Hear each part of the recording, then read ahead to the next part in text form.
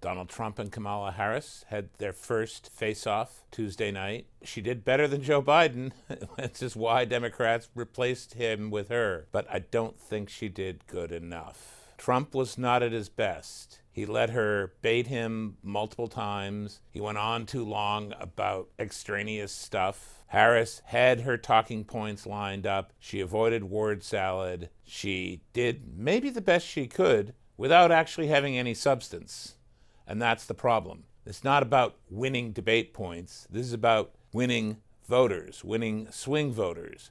Swing voters who are looking for something to tell them that she had a real plan, that she had an idea of what to do, not just words, not just, oh, I'm for an opportunity economy, with no details that meant anything. And she had the help of the moderators, who kept fact-checking Trump, quote unquote, and asking him tough questions, tougher follow-ups, not really pushing her when she got into trouble, but instead changing the subject. But the bottom line is that she didn't separate herself from Joe Biden. She didn't even offer any policies that aren't Joe Biden's. In fact, her recent policy section on her website was literally cribbed from Biden's. The internet code shows the copy and pasting. Trump hit on some important points. She claimed his tariffs would raise prices for people. He asked, then why didn't you guys repeal them? They left his tariffs in place. More important on inflation, he pointed out that he didn't have it and they did. They had gotten it up to over 9%, 20% total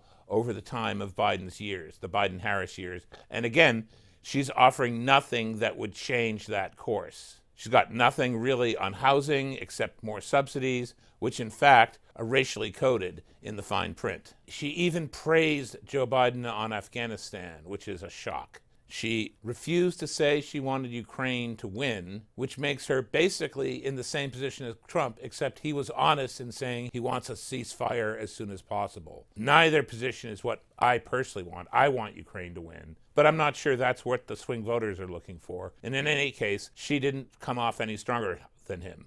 On Israel, she showed herself to be weaker by talking about, oh, I'm all for supporting Israel against Hamas, but then doing the escape hatch of, but it matters how they fight, which is implicitly embracing Hamas's propaganda, because the IDF has lost hundreds of soldiers because it is attempting to preserve civilian lives in an area where Hamas is dug in deep. Trump talked a lot about the border, maybe too much, but it's a real issue, and Harris, again, had nothing to say except the Biden policy of, oh, the Republicans wouldn't support this quote-unquote bipartisan border bill, which in fact would have liberalized the laws on asylum and therefore made the crisis worse. Trump got bogged down a little bit in the idea that migrants in Springfield, Ohio are eating kittens and dogs and stuff, which doesn't seem to bear out. But he missed the bigger fact that the Biden administration has dropped 20,000 Haitians that it's legalized into a town of just 60,000, which is going to overwhelm any community. And, in fact, one of those migrants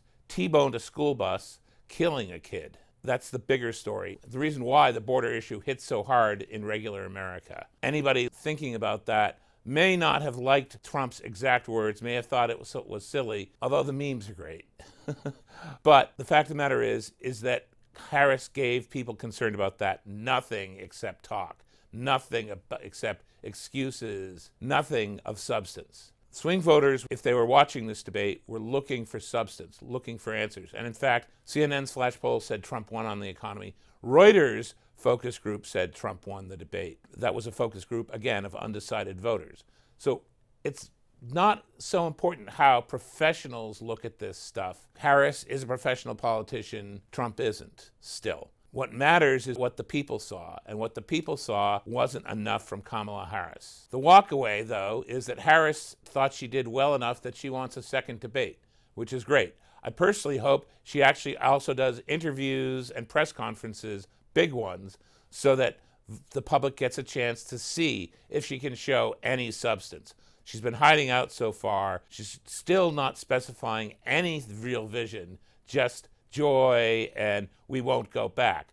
The problem is that Americans want change, and what she's offering is just more of the same. But people weren't just upset with Biden because he was old. They're upset with Biden because he's delivered nothing but problems. The Middle East aflame, a war in Europe, terrible inflation here at home, and now the economy is slowing. And she wants to basically stay the course. That's what "we won't go back" means. It's stay the course. Stay the Biden course? I don't think swing voters want that, and that's why Trump is still gaining in the polls.